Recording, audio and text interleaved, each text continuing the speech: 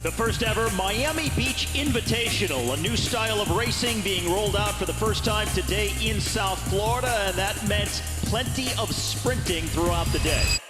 Hey, what's up everybody? Welcome back to the channel. Very excited about this video. We are talking about potentially a new format for crit racing here in the United States.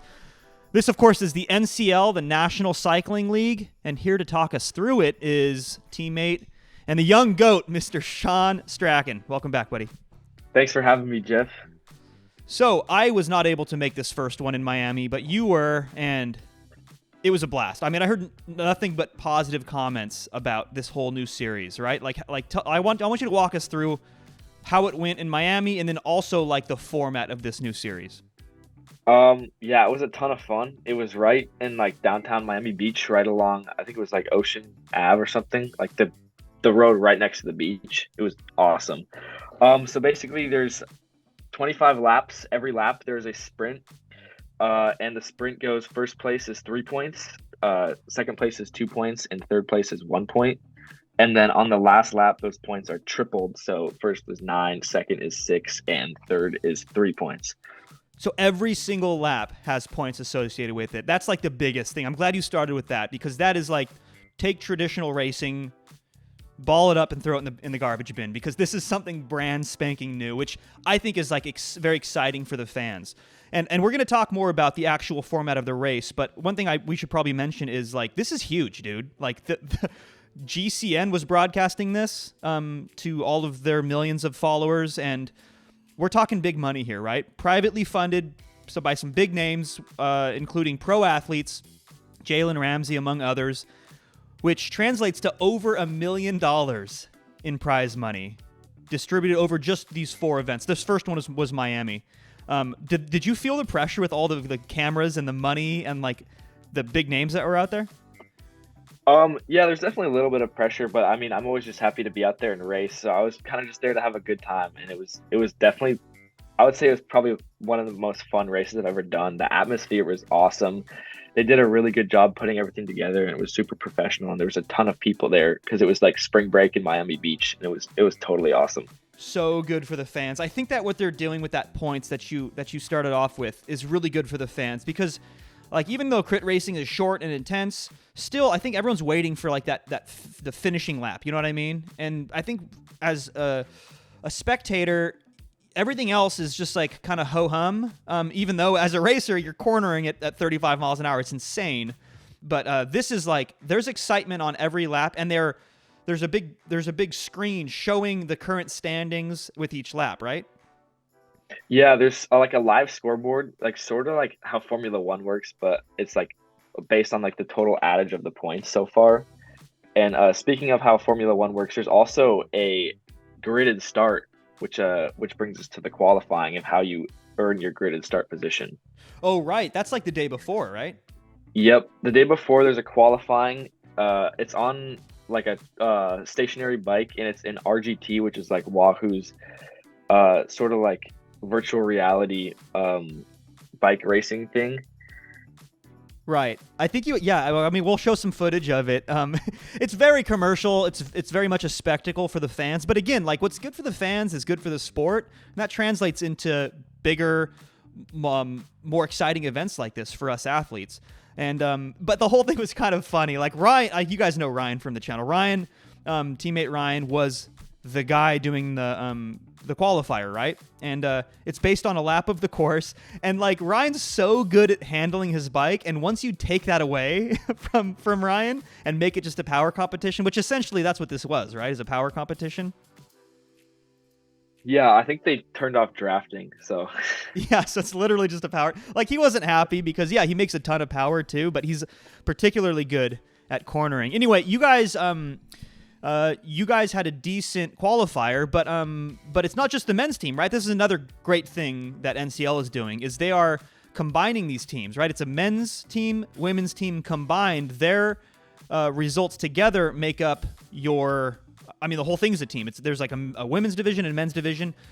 Together, they make up the whole team's results throughout the entire event. Is that right? Yeah, even in like the actual race, you can't win like an event unless your total of points added together with the women's team is the highest out of any teams that are there. Right. So for that reason, let's talk about teams a little bit, because I talked about potentially $1 million for the winner of this thing. There's tons of money behind it. Teams are stacked. Men's and women's teams alike. I mean, we could go through names all day. I urge you guys to go look at their website. But basically, former World Tour riders and current Conti riders. You know, Sergio Henao, like didn't he help like Froome win one of the Grand Tours or something? Like insane level of competition in these events. And again, I could just go on and on about the names in this event, but I urge you guys to take a look at the website. How did you feel lining up? Let's get into the race now, because I mean, it must have been a little bit stressful. Every single lap is potentially consequential. Yeah, there was definitely a little bit of added pressure, just because it was a new format and we didn't really know how the race was going to plan out. But once the whistle was blown, it was basically just like any other race, except a lot harder. And there goes the whistle. Speaking of the whistle, there it goes. So you guys got a decent lineup. I mean, you're not right up front. What were you? Was that fifth or something like that? I think we were like fifth or sixth. The grids are only about 15 feet long, so at the end of the day, even if you're in last place, you're only like 50 or 60 meters back maybe, which isn't like the end of the world as long as you get a good clip in. Got it. Out of 10 teams, by the way, I think they're 10 teams each, so you guys are right about in the middle.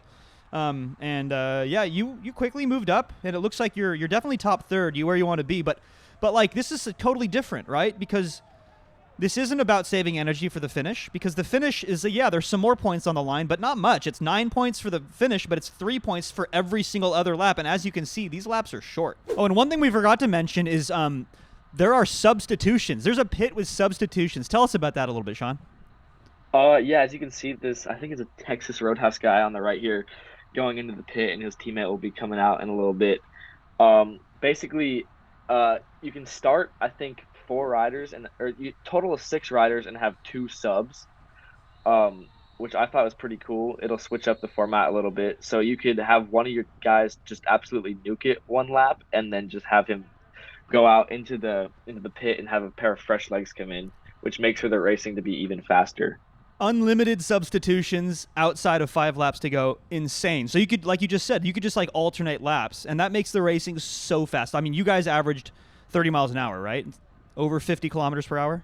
Yeah, I believe so. Insane. And I think a lot of that has to do with these substitutions, which, did we have any substitutions on Team Mike's bikes? We did not have any substitutions since we didn't have a max. I think the max was 6 riders, as I said. I think we only had 5, and we just decided to run all 5 of our guys in the race. Right. How would you change it in the future? If we let's say we go out with 5 next time, would you have one rider be a substitution rider? For sure. One of the strategies that teams were using was they would start a breakaway and then sub out into the pit and have a pair of fresh legs come in, and have the guy that's fresh just absolutely nuke the sprint and then have him swap out the next lap. So I think one thing we could have done differently is just maybe had 1 sub, so we could sort of play by that strategy a little bit. Oh, it's what I love about this is like it's so brand new. I mean, it's still like we're dudes in tights racing on 2 wheels. But like you make a few small changes to the format, and it introduces so much more interesting dynamics to the racing. Speaking of which, Sean, looking good here, dude. I appreciate it. How you feeling right here? It looks like you're gunning down some points. Again, top 3 guys. Don't forget, every single lap, top 3 get points. It's insane to me. Like, it is just about attrition, right? Yeah, pretty much. I think I looked at my file, and I don't think there was a single lap, maybe like 1 or 2 laps, where I didn't break 1,000 watts. Dear Lord. And Sean, and you weigh 150 pounds or something? Less? About 140. Oh my God. So guys, that's so much watts per kg. Like, that's so much power. And I mean, like, it's still not enough. You ended up pulling in some points, but you have these other teams who are bringing out like former World Tour pros, current national champions. Reinhard Janse van Rensburg is a name you guys might be familiar with. He's the current South African national road race champion. Like, some serious big names and hitters out here. Again, because of that prize money, $1 million on the line. So, dude, Dude, seeing cross-eyed. Your power just hasn't really gone below. I see the drone flying overhead. Yeah, your power. It looks like you're gonna. Yeah, it looks like you got some points here, right? Yeah, I think I got third, but I was absolutely gassed in that sprint after that effort down the back straightaway. I could kind of tell too. And by the way, this is Miami, like we talked about, and this is in April. It's pretty cold here in Northern California, and so this is also kind of a shock to your system. I heard that from you and some of the other boys who went out for Mike's bikes, that this is a bit tough. Yeah, and you have like Miami Nights. This is literally like their training grounds. So that was another shock to the system for you, right? Yeah, one of the things that made this race like very hard was it was pretty much the first hot/warm race of the season, so it definitely was a shock to the system. Another interesting thing I wanted to talk about and get your take on it is this whole concept of lapping, because I recently made a couple of videos with you in there, Sean, when we were at Merced. We lapped the field. There's been Berkeley, another race I talked about where we lapped the field. It's not terribly uncommon. How does it happen? Like, what are the rules in this new NCL format? If you lap, what happens? If you lap, you receive 9 points. Which is interesting because it's not that much. My first thought was like, oh, cool, nine points. But that's getting first on 3 laps out of the entire race. So like there could be a situation where, a breakaway gets away, the field gives up, the lap is imminent, and there might be a situation where like everyone's like, hey, like squeeze brakes. I don't want to lap. You know what I mean? Like I wonder if that might be an issue this year where like the field wants to get lapped, the breakaway doesn't want to lap, and things slow down to 15 miles an hour. Like that could be a situation that happens this year in one of the 4 NCL races, right? Yeah, I think it could definitely happen because it makes more sense to stay off the back and just keep racking in those like 3 or so points until maybe like two or 3 laps to go, where you can lap the field and then compete for those final 9 in the sprint. Exactly. And this comes back to what I was saying earlier. I don't know if I finished that thought. I'm just very excited, guys. I don't know if you can tell in my voice about this new format. That you throw in just a few rules changes and like what determines success. It's not just the first person to cross the finish line on the last lap anymore. It's all of these other factors, and it's like it just makes the strategy that much more important. And as you guys know, I've built a YouTube channel based on bike racing strategy, so all of this is new and exciting, and I'm really curious to see how these races are going to play out. But with that said, what do you think we fast forward and we check out the last couple laps? Sounds good. All right, dude, inside of 2 kilometers to go, what's been going on? What are the standings? Because I noticed there's the big leaderboard on every single lap. Tell us what's going on. Pretty much the 2 NCL teams, the Denver Disruptors and the Miami Knights, have been controlling and like pretty much crushing the race the whole time. 2 subs coming in and out, smashing, gobbling up all the points, and then everyone else is kind of picking up the scraps. But we're learning. Again, this is a brand new format, and we're somewhere middle of we're like 5th basically where we qualified, right? Yeah, pretty much. So that's it. That's Bell Lap. This is the last one to go. You're on RJ's wheel. Now talk us through what's going on. Yeah, I'm on RJ's wheel. I know he's a good wheel to follow. He's typically a pretty fast finisher. After I talked to him after the race, and I don't think he knew I was on his wheel. And he told me that I should have called out and let him know, but dude, honestly, Jeff, I was so gassed I like could barely open my mouth. Like I said, the heat was such a shock to the system that this last lap I had almost nothing left. There's still 1,000 watts out of that corner though, and you're in excellent position to potentially win. I mean, again, like 9 points for the finish. It's nothing to sneeze at, but the damage is kind of done. Like Denver Disruptors have stacked every breakaway. And they're definitely on top for this opening race, NCL Miami, for the new series. But it'd be cool to win this field sprint, right? Yeah, that would be awesome. You got your work cut out for you. It looks like you're about 7th wheel, 8th wheel. You have big names in front of you. RJ still piloting you on this back section, and this is a long straightaway. I feel like first of these last couple corners is going to be quite important. Yeah, it is a really long straightaway. And you'll see up here in a minute, something weird kind of happens in the sprint with the 2 guys that go into the final corner first. Talk us through it, because we're approaching the corner here. People are starting to coast and set up for it. You're going over 30 miles an hour, narrow roads. What's going on? Yeah, I think I come into it in like 6th or 7th position. I kind of fight this Texas Roadhouse guy for RJ's wheel, and we're coming into this last corner here, and me and RJ both thought that the 2 Miami guys were gonna like nuke it. but they end up kind of like sitting up through this corner a little bit, and it kind of slows up the sprint. You see RJ gets kind of boxed in there to the left, and I just try to go up the right. And I do get pinched here along the barrier by, I think it was, yeah, you'll see, by a Denver guy.